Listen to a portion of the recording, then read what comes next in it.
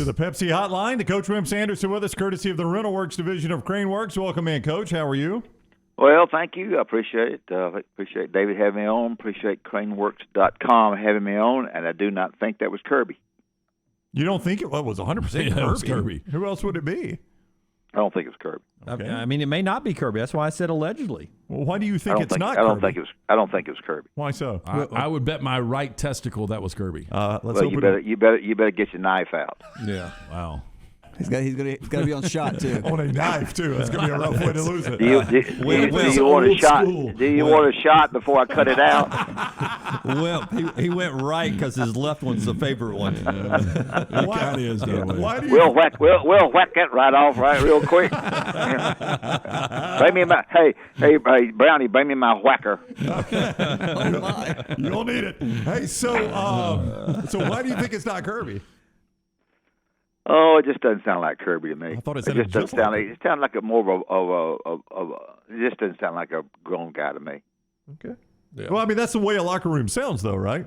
Oh, yeah. In some cases, it does. Yeah, in some cases, it doesn't. You take your defense on one side and the offense on the other side, then you bring them together. Yeah, that's the crazy thing. We coached the 8A game several years ago, and again, it was just a spring game, but I am told by Alabama players that it was very much like an actual game. The thing that shocked me the most about it, I don't know about you guys, and well, this would not surprise you, but the thing that shocked me the most about it is how chaotic the halftime locker room seemed. You had offense on one side, defense on one side. Golding was yelling at the defense. Loxley was yelling at the offense, and it was just like this cacophony of sound. And Nick Saban's just strolling around like nothing's going on. Yeah. I mean, it was. I was blown away by it. He was walking back. Well, and he forth. may bring them together and say he does at the very end, but during the yelling, he's just walking around with his jaw and between a cheek and a gum. Hey, before we get into all this football, last night basketball, Alabama gets the win over South Alabama, 73-68, and this last night is why I think just making it to the college basketball Final Four is the toughest thing in sports. Winning a basketball national championship is the toughest thing in sports because Alabama and South Alabama, there's a gap in talent, but on a given night in the sport of basketball, I mean, that was a dogfight last night, and South Alabama was playing great. Alabama didn't have their A game, and they got out a win. I think that says a lot about that team last night to get a win in that kind of game because I think other Alabama teams in recent years would have lost that game last night. Well, probably. They had too many turnovers, but they have Keon Ellis and the Miles kid played well, and Shaq is a good player. So they've got a good, quick basketball team. The big guy inside is going to have a Bediako. That kid's going to be really good. Yeah, he's going to be good. Yeah. He's got a lot of work to do, but he has a chance to be very good. And they need an inside presence like that. So you need to win all your home games because you're going to lose some on the road probably. And it was a good win for them. And they'll play this coming Friday night, I think. So Alabama's off to a decent start. They're playing 5 games that they're very winnable for them, and not trying to coach their team. And then after that, then they'll go to some games that are a little bit more difficult for them. So we'll see what happens. They're honoring 2 of my final 2 teams, and so I'm tickled to do that this year. Oh, good. Wimp, I don't know where you are on Oregon and Utah. I don't want to, jump the script here if you've got that game as your lock, but no, it's not. Okay. Well, I've got a feeling, and I've said this for weeks, that Utah is the best team in the Pac-12. I think they're going to win this week. And if they win and Cincinnati wins out, it's going to be difficult now where the committee has Cincinnati to keep them out of a college football playoff. Do you agree with that? Yeah, I think it is, but I think they're going to try to find a way. I think they'll slide, Michigan in there, Notre Dame in there. Of course, that can all happen if Michigan has to beat Ohio State naturally. I would like to see a team like that get in, but I'm not sure they're good enough. And I'm not sure either, LT, if how big is the ticket sales, is the interest and all, is that going to affect the Final Four if Cincinnati's in there? Is it or not? I don't know the answer. Yeah, I don't know, and I kind of agree with you. I think Cincinnati was a better team in September. I think they were a much better team last year. I don't think they're one of the top 4 teams in college football, so I don't know what happens here. I think it's a pretty big mess, and we've got the thing. It'd be interesting. I think college football has screwed themselves up personally. All three of you would go, "Oh, Wimp," when they put Oklahoma and Texas in the SEC. What you've done, you've got a ruined ACC, got ACC league with nobody in there except Notre Dame, and Clemson's going to fall on some hard times. You've got a Big 12 now; it's no good. Nobody, and the Big 12 was better than the ACC to start with, and now it's going to be no good. You got a Pac-12 that's very questionable. And the only thing you've got left is a Big Ten and a SEC, and I think taking those two teams, I don't think that's good for football let me put it to you right. I don't think that's good for football over the long stretch. And it may be everybody may be giddy about this, and I'm negative and all that kind of over the long stretch.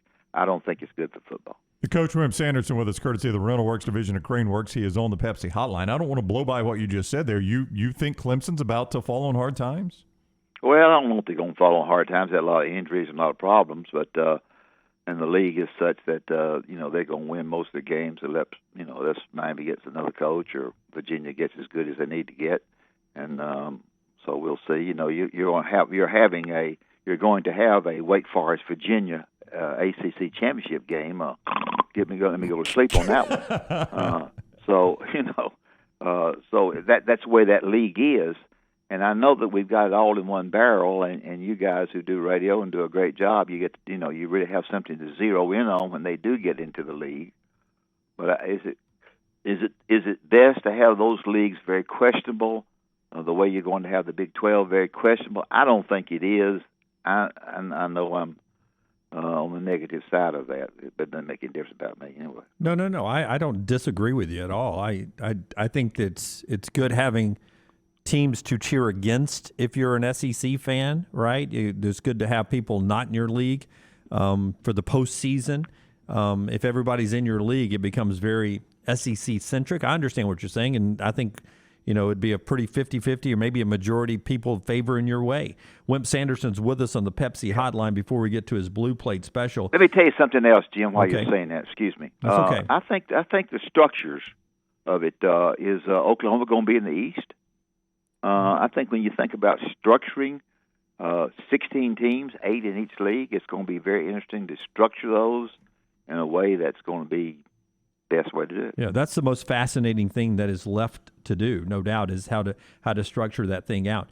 I do want to ask you one more thing that we're seeing a lot of right now, and that's administrations firing coaches early in the season. I mean, we've already had 12 coaches fired, and we're not to Thanksgiving yet. And some of those happened earlier. It almost happens every weekend now. Brett McMurphy says he's expecting over 25 coaches that'll blow past 25 coaches to lose their job. When you're a Lincoln Riley or people like that who have to answer the question almost daily about your name popping up in coaching searches, how distracting can that be of you doing your job of coaching your team? Well, it can be some you kind of set it off pretty quickly like Jimbo did. I think the signing date in December is a killer. You guys fussed at me when I kept talking about the transfer portal, which you agree with me a little bit more now, because all the quarterbacks in the world will be transferred when the season's over. You can bet on that. They're all transferred in, and they'll all be transferring out. And you said to me, Wimp, you're bragging about that, but the coaches leave it any time they want to leave. They make all that money, and I got that, and that's a business for them and a job for them. But I do think it's going to be interesting to see with the signing date in December. That's terrible. The signing date needs to be in August and then on up in February. Where if a guy comes in, he's got to get out of there real quick in order to try to get the players he can get. And I think the signing date being put in there in December is no, I agree 100% with you there again.